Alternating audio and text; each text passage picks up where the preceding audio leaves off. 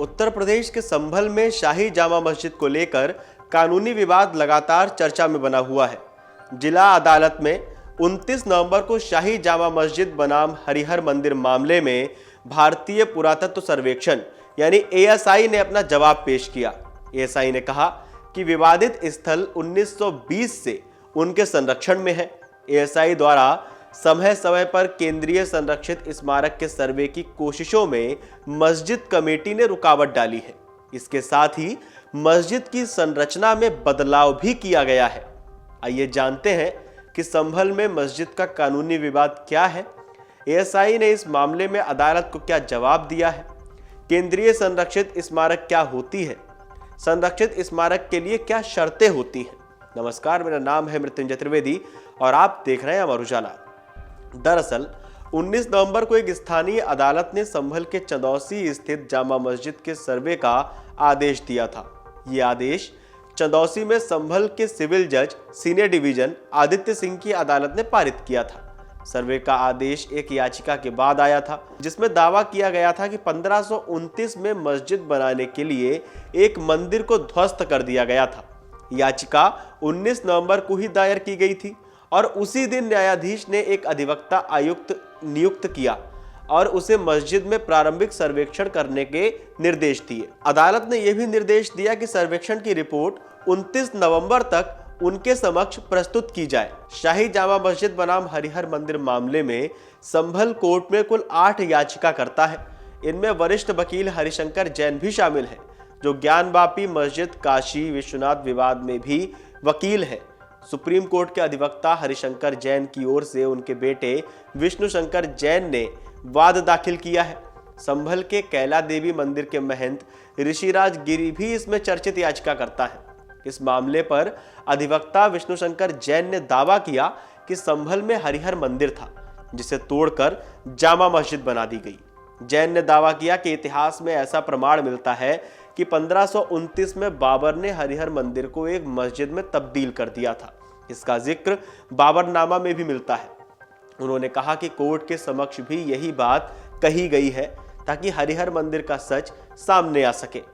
अधिवक्ता विष्णु शंकर जैन ने कहा कि ऐसी मान्यता है कि भगवान विष्णु का कल की अवतार इसी जगह पर होगा, इसलिए यह स्थान पूरे समाज के लिए महत्वपूर्ण पूजा स्थल है। शाही जामा मस्जिद बनाम हरिहर मंदिर मामले में 29 नवंबर को जिला अदालत में सुनवाई हुई। इस दौरान मामले में प्रतिवादी भारतीय पुरातत्व सर्वेक्षण ने भी अपना लिखित हलफनामा दाखिल किया। एएसआई की ओर से अधिवक्ता विष्णु शर्मा द्वारा जवाब प्रस्तुत किया गया। इस जवाब में जामा मस्जिद के केंद्रीय संरक्षित स्मारक होने का उल्लेख किया गया। इसमें यह भी बताया गया कि वर्ष 1920 से विवादित स्थल एएसआई के संरक्षण में था। एएसआई द्वारा कहा गया है कि मस्जिद की संरचना में फेरबदल किया गया है। अवैध रूप से स्टील की रेलिंग लगाकर संरचना में बदलाव करने की एफआईआर भी कराई गई थी। जवाब में यह भी कहा गया कि समय समय पर एएसआई द्वारा विवादित स्थल का सर्वे किया गया और कई बार मस्जिद कमेटी ने एएसआई सर्वे टीम को सर्वे करने से रोका। एएसआई ने अदालत को बताया कि स्मारक मस्जिद की मौजूदा स्थिति ज्ञात नहीं है, क्योंकि मस्जिद समिति के सदस्यों ने एएसआई अधिकारियों को लंबे समय से मस्जिद में प्रवेश करने से रोका है। हालांकि एएसआई ने दावा किया कि कठिनाइयों का सामना करने के बावजूद उनकी टीम ने जिला प्रशासन की सहायता से जब भी संभव हो स्मारक का निरीक्षण किया। हलफनामे में 25 जून 2024 की एक निरीक्षण रिपोर्ट भी शामिल है, जिसमें कहा गया कि केंद्रीय रूप से संरक्षित स्मारक की मूल संरचना कई स्थानों पर विकृत हो गई है। रिपोर्ट में कहा गया कि मुख्य भाग के अंदरूनी हिस्से में चमकीले रंगों का भरपूर इस्तेमाल किया गया और स्मारक का समग्र स्वरूप काफी खराब हो गया है। भारत में प्राचीन स्मारकों के संरक्षण से जुड़ा एक कानून है, जिसे प्राचीन स्मारक तथा पुरातत्व स्थल एवं अवशेष अधिनियम 1958 के नाम से जाना जाता है। इसी अधिनियम में स्मारक की परिभाषा दी गई है, जिसमें प्राचीन स्मारक के अवशेष या स्थल भी शामिल हैं। केंद्र सरकार ने 1958 के कानून के अंतर्गत 3600 से ज्यादा स्मारकों और स्थलों को राष्ट्रीय महत्व घोषित किया, जिनमें से एक संभल की जामा मस्जिद भी है।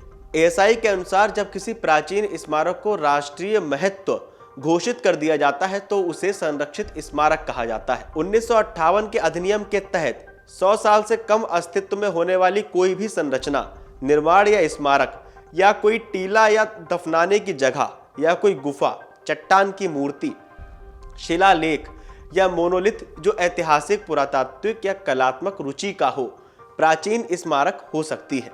इतना ही नहीं, प्राचीन स्मारक के स्थल से सटा हुआ भूमि का वो हिस्सा जिसकी बाड़ लगाने या उसे ढकने या अन्यथा ऐसे स्मारक को संरक्षित करने के लिए जरूरत हो सकती है, और स्मारक तक पहुंचने के साधनों को भी प्राचीन स्मारक कहा जाता है। वर्तमान में एएसआई अपने क्षेत्रीय कार्यालयों या सर्किलों और लघु सर्किलों के जरिए राष्ट्रीय महत्व के घोषित स्मारकों और पुरातात्विक स्थलों की सुरक्षा और रखरखाव करता है। सभी केंद्रीय संरक्षित स्मारक या स्थलों पर भी 1958 का अधिनियम कानून लागू होता है। अधिनियम के तहत ही किसी स्मारक या स्थल के पास निर्माण या मरम्मत, जीर्णोद्धार और पुनर्निर्माण जैसी संबंधी गतिविधियों को नियंत्रित किया जाता है। इसके अलावा स्मारक या स्थल से 100 मीटर की सीमा तक के क्षेत्र को निषिद्ध क्षेत्र घोषित कर दिया जाता है, और निषिद्ध सीमा से 200 मीटर की दूरी तक के क्षेत्र को विनियमित क्षेत्र घोषित किया जाता है। निषिद्ध और विनियमित क्षेत्रों के भीतर निर्माण संबंधी गतिविधियों को कराने के लिए राष्ट्रीय स्मारक प्राधिकरण की सिफारिश पर समक्ष प्राधिकारी से अनुमति लेना आवश्यक है।